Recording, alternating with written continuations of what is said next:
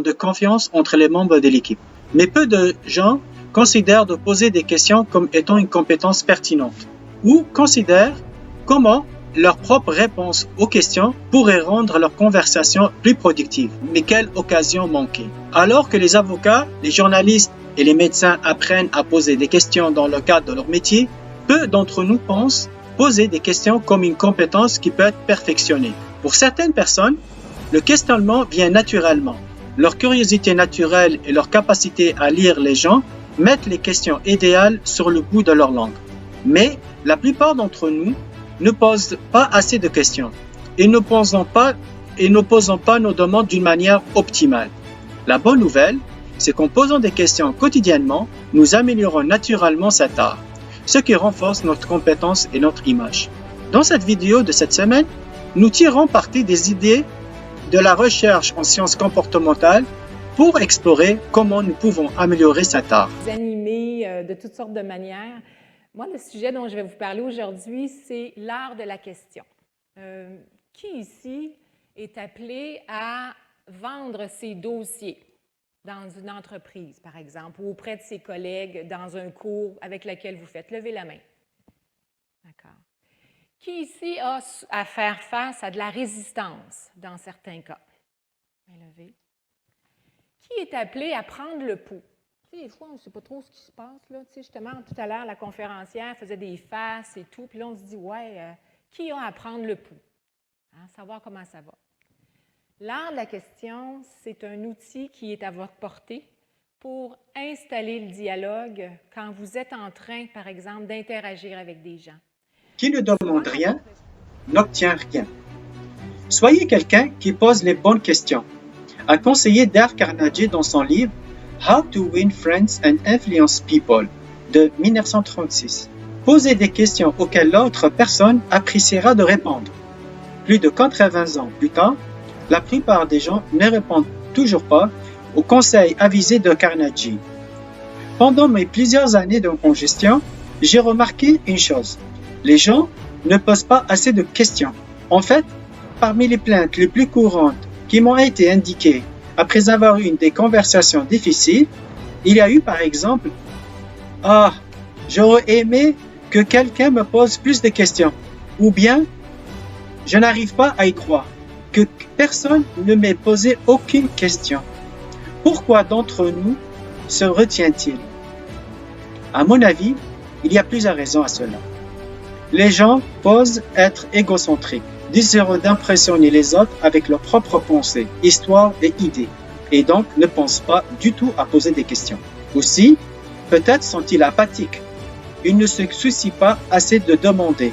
Ou peut-être craignent-ils qu'ils vont poser la mauvaise question et être considérés de ce fait comme grossiers ou incompétents. Que tu t'intéresses à cette chose-là. Ils disent, on vient de faire une étude auprès des chefs d'entreprise du Québec. Ils venaient de conduire une recherche auprès de 78 chefs d'entreprise du Québec sur comment est-ce qu'ils exercent leur leadership aujourd'hui. Comment est-ce que les choses changent? Et ça a donné lieu à un livre qui s'appelle « Paroles de PDG », qui est très intéressant, que vous avez peut-être vu là, sur les tablettes. Puis savez-vous ce qui ressort de ça? Les grands patrons, une des choses qui est leur outil de travail principal, c'est leur habilité à poser des bonnes questions. La nouvelle méthode socratique. La première étape pour maîtriser l'art de la question est simplement de poser plus de questions. Bien sûr, le grand nombre de questions n'est pas le seul facteur qui influence la qualité d'une conversation. Le type, le temps, la séquence et le cadrage comptent également. Voici quelques défis qui se posent généralement lorsque vous posez et répondez à des questions. Cela dépendra du contexte auquel vous faites faire face, compétitif ou bien collaboratif.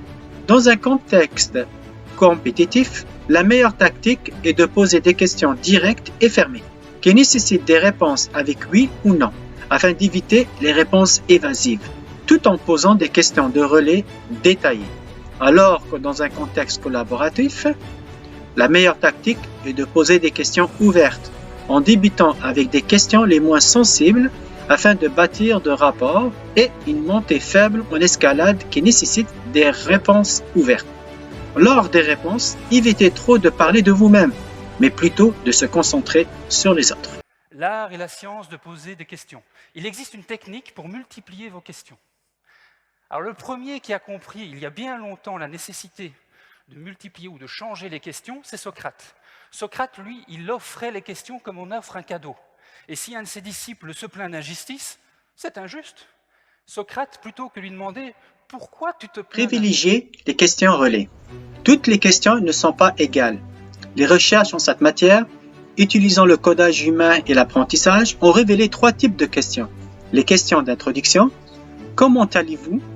Par exemple, les questions miroirs, technique d'empathie qui permet de relancer le dialogue et d'approfondir la découverte de l'autre, qui consiste à répéter interrogativement ce que l'interlocuteur vient de dire. Par exemple, je vais bien, et vous, comment allez-vous? Ce type de question n'est pas agressif et il est subtil que le pourquoi, qui amène plutôt des justifications. Et enfin, les questions relais, ceux qui sollicitent plus d'informations. Bien que chaque type soit abondant dans la conversation naturelle, les questions relais semblent avoir un pouvoir spécial. Ils signalent à votre partenaire que vous écoutez, vous souciez de lui et que vous voulez en savoir plus. Les personnes qui interagissent avec un partenaire en posant beaucoup de questions relais ont tendance à se sentir respectées et entendues. Un avantage inattendu des questions relais est qu'elles ne nécessitent pas beaucoup de réflexion ou de préparation. En effet, elles semblent venir naturellement. Voici des exemples de types de questions relais dans une conversation. Par exemple, lorsque vous dites « c'est-à-dire »,« en quoi »,« par rapport à quoi »,« dans quelle mesure »,« sur quels critères »,« en quel sens »,« à quelles conditions »,« sur quel plan »,« dans quel cas ». Très central là-dedans. Fait que l'art de la question, qu'est-ce que c'est? La première chose, il y a 3 aspects qu'on doit avoir, qu'on doit maîtriser si on veut être considéré maître dans l'art de la question. La première chose, c'est de maîtriser la forme de la question. La forme de la question, je vais y revenir tout à l'heure, là, il faut tendre vers ce qu'on appelle des questions ouvertes. Bien sûr, dans certains cas, la question fermée est nécessaire. Quand tu veux closer un dossier, quand tu veux préciser des choses, il faut être capable, évidemment, de maîtriser cette chose-là. Mais être conscient qu'une forme ouverte de questions va créer l'interaction. Première chose. Sachez qu'on garde les questions ouvertes ou fermées. Personne n'aime se sentir interrogé. Et certains types de questions peuvent forcer les personnes à répondre dans un coin par un oui ou par un non. Les questions ouvertes peuvent contrecarrer cet effet et peuvent donc être particulièrement utiles pour découvrir de l'information ou apprendre quelque chose de nouveau. En effet, ce sont une source d'innovation, qui est souvent le résultat de la recherche de la réponse cachée et inattendue à laquelle personne n'a pensé auparavant. Une foule de recherches sur la conception des sondages publics ont montré les dangers de réduire les options des répondants. Par exemple, les questions fermées peuvent introduire des biais cognitifs en laissant notre cerveau être manipulé ou persuadé. Voici des exemples des questions fermées. Êtes-vous? Est-ce que vous avez? Avez-vous? Bien sûr, les questions ouvertes qui utilisent la forme suivante comment, pourquoi, en quoi, de quelle manière, de quelle façon, ne sont pas toujours optimales.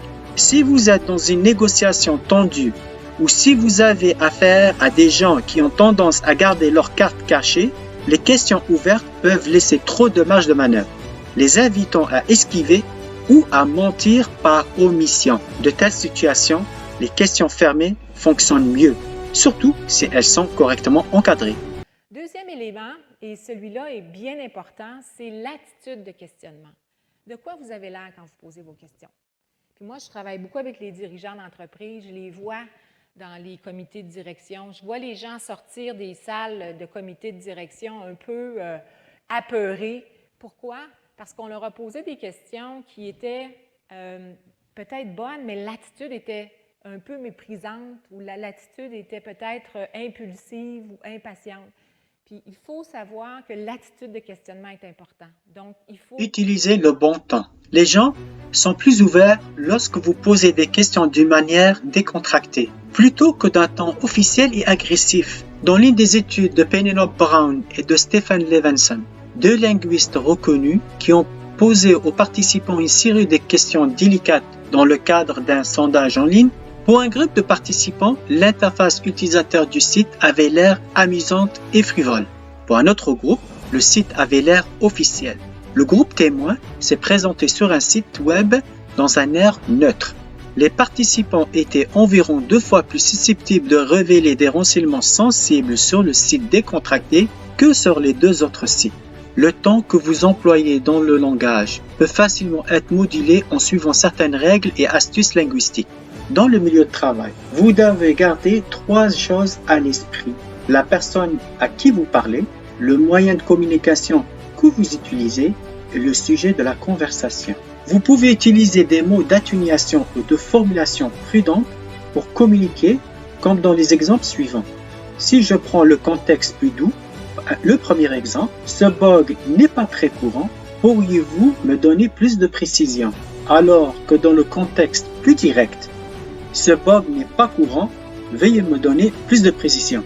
Un deuxième exemple, pourriez-vous simplement essayer de connecter à nouveau à votre équipement? Alors que dans le contexte plus direct, essayez de vous connecter une fois de plus. La forme impérative est très directe lorsqu'elle est utilisée dans les demandes. Que devriez-vous éviter pour donner l'impression d'être agressif et direct? Premièrement, évitez l'utilisation de la forme impérative. Dans la plupart des contextes, l'impératif est très direct et sec. Donnez-moi vos coordonnées bancaires. À mon avis, il faudrait préférer la forme suivante. Pourriez-vous me donner vos coordonnées bancaires?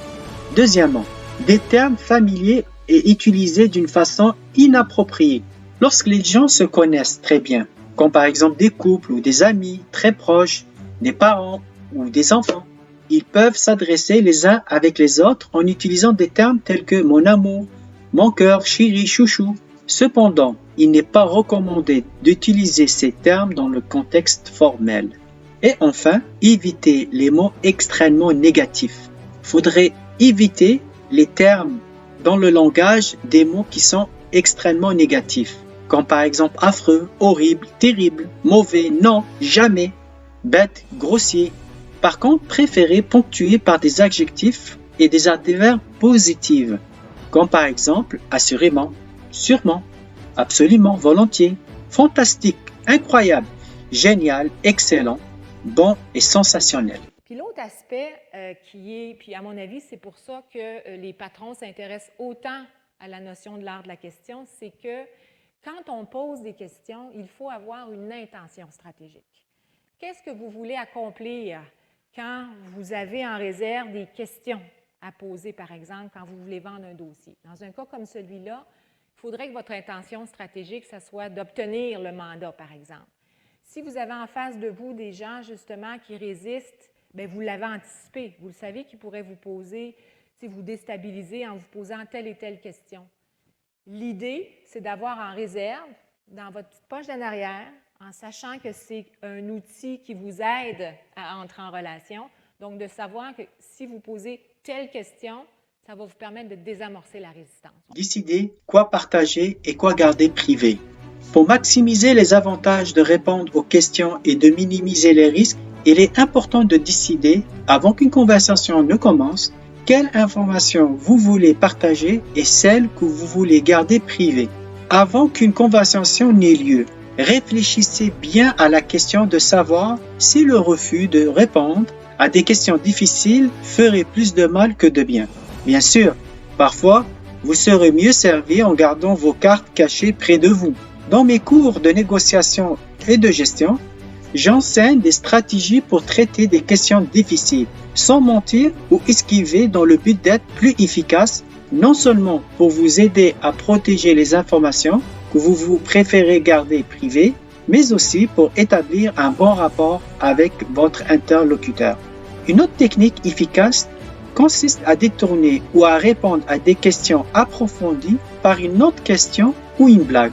Les personnes qui répondent aux questions difficiles peuvent utiliser cette approche pour mener la conversation dans une autre direction. Alors pourquoi poser d'autres questions? À quoi ça peut servir? Et c'est Einstein qui va donner une piste de réponse. Lui, il dit, si j'ai 1 heure pour résoudre un problème dont ma vie dépend, je vais passer les 55 premières minutes à chercher la meilleure question à se poser.